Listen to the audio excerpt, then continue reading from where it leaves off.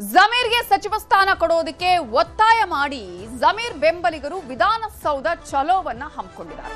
ಪಾದರಾಯನಪುರ ಮುಖ್ಯ ರಸ್ತೆಯಲ್ಲಿ ಹೈ ಡ್ರಾಮಾನೇ ನಡೆದು ಹೋಗಿದೆ. ಈ ಸಂದರ್ಭದಲ್ಲಿ ಸಚಿವರಾಗಿ ಮಾಡಬೇಕು ಜಮೀರ್ ಅಹಮದ್ ಅವರನ್ನ.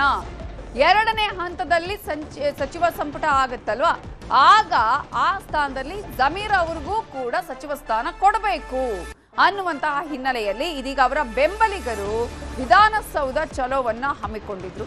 ನೂರಾರು ಜನರನ್ನ ವಶಕ್ಕೆ ಪಡೆಯೋದಿಕ್ಕೆ ಪೊಲೀಸರು ತಯಾರಿಯನ್ನ ಮಾಡಿಕೊಂಡಿದ್ದು, ರಸ್ತೆಯಲ್ಲಿ ಬ್ಯಾರಿಕೇಡ್ ಹಾಕಿ ಯಾರ್ಯಾರು ಈ ಬೆಂಬಲಿಗರು ವಿಧಾನಸೌಧ ಚಲೋ ಅನ್ನ ಹಮ್ಮಿಕೊಂಡಿದ್ರು ಅವರನ್ನ ತಡೆದಿದ್ದಾರೆ.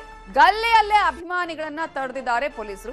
ಮಾಜಿ ಕಾರ್ಪೊರೇಟರ್ ಇಮ್ರಾನ್ ಪಾಷಾ ಅವರನ್ನ ಕೂಡ ಪೊಲೀಸರು ವಶಕ್ಕೆ ಪಡೆದಿದ್ದಾರೆ. ಇಮ್ರಾನ್ ಪಾಷಾ ಅವರನ್ನ ವಶಕ್ಕೆ ಪಡೆದ ಹಿನ್ನೆಲೆ ಆ ಸಂದರ್ಭದಲ್ಲಿ ತಳ್ಳಾಟ, ನೂಕಾಟ ಎಲ್ಲವೂ ಕೂಡ ನಡೆದಿದೆ. ಪೊಲೀಸ್ ವಾಹನದ ಹಿಂದೆಯೇ ಓಡಿದ್ದಾರೆ ಬೆಂಬಲಿಗರು.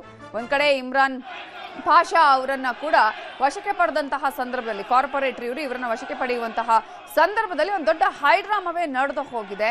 ನೀವು ನೋಡ್ತಾ ಇದ್ದೀರಲ್ಲ ದೃಶ್ಯಾವಳಿಗಳಲ್ಲಿ, ಅಲ್ಲಿ ಪೊಲೀಸರು ಯಾರ್ಯಾರು ಈ ಕಾರ್ಯಕರ್ತರು ಇದ್ದಾರೆ ಅಂದ್ರೆ ಅವರ ಬೆಂಬಲಿಗರಿದ್ದಾರೆ, ಅವರನ್ನ ಅಲ್ಲಿ ತಡೆದಿದ್ದಾರೆ. ಆ ಸಂದರ್ಭದಲ್ಲಿ ನೂಕಾಟ, ತಳ್ಳಾಟ ಕೂಡ ನಡೆದಿದೆ. ಇಮ್ರಾನ್ ಪಾಷಾ ಅವರನ್ನ ಕೂಡ ವಶಕ್ಕೆ ಪಡೆದಿದ್ದಾರೆ. ಆ ಸಂದರ್ಭದಲ್ಲಿ ಪೊಲೀಸ್ ಜೀಪ್ನ ಹಿಂದೆ ಓಡಿದ್ದಾರೆ ಸಾಕಷ್ಟು ಅವರ ಬೆಂಬಲಿಗರು.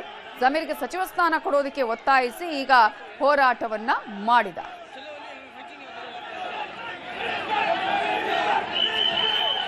ಇದೇ ವಿಚಾರಕ್ಕೆ ಸಂಬಂಧಪಟ್ಟ ಹಾಗೆ ಇನ್ನಷ್ಟು ಡೀಟೇಲ್ಸ್ ಅನ್ನ ಕೊಡೋದಕ್ಕೆ ನಮ್ಮ ರಿಪೋರ್ಟರ್ ಹಂಸ ಈಗ ಫೋನ್ ಸಂಪರ್ಕದಲ್ಲಿ ಜಾಯ್ನ್ ಆಗಿದ್ದಾರೆ.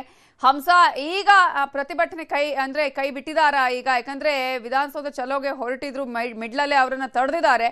ಸದ್ಯಕ್ಕೆ ಈಗ ಈ ಒಂದು ವಿಧಾನಸೌಧ ಚಲೋ ಕ್ಯಾನ್ಸಲ್ ಆಗಿದೆಯಾ, ಹೇಗೆ?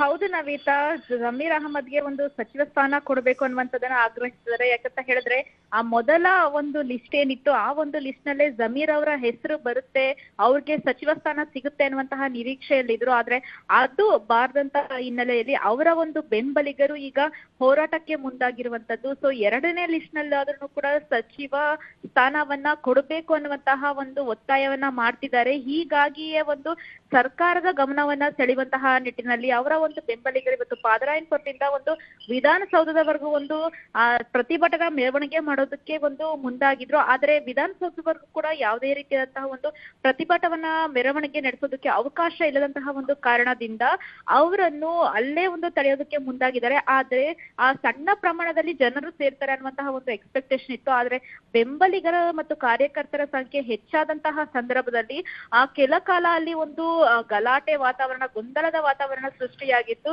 ಸೊ ಅನೇಕರನ್ನ ಬಂಧಿಸುವ ಒಂದು ಕಾರ್ಯವನ್ನು ಕೂಡ ಪೊಲೀಸರು ಮಾಡಿದ್ರು. ಆದ್ರೆ ಅದು ಕೂಡ ಸಾಧ್ಯವಾಗದಂತಹ ಹಿನ್ನೆಲೆಯಲ್ಲಿ ಅನೇಕರನ್ನು ಅಲ್ಲೇ ಬ್ಯಾರಿಕೇಡ್ ಹಾಕಿ ಒಂದು ತಡೆಯುವಂತಹ ಒಂದು ಕಾರ್ಯವನ್ನು ಮಾಡಿದ್ದಾರೆ. ಆದ್ರೂ ಕೂಡ ಕಾರ್ಯಕರ್ತರು ಒಂದು ಯಾವುದೇ ರೀತಿಯಾಗಿ ಒಂದು ಪೊಲೀಸರ ಒಂದು ಮಾತಿಗೆ ಒಪ್ಪದಂತಹ ಹಿನ್ನೆಲೆಯಲ್ಲಿ ಹೋರಾಟವನ್ನ ಮುಂದುವರಿಸೋದಕ್ಕೆ ಮುಂದಾದ್ರು. ಅಂತಹ ಒಂದು ಸಂದರ್ಭದಲ್ಲಿ ನೂಕುನುಗ್ಗಲು ಕೂಡ ಉಂಟಾಗಿತ್ತು.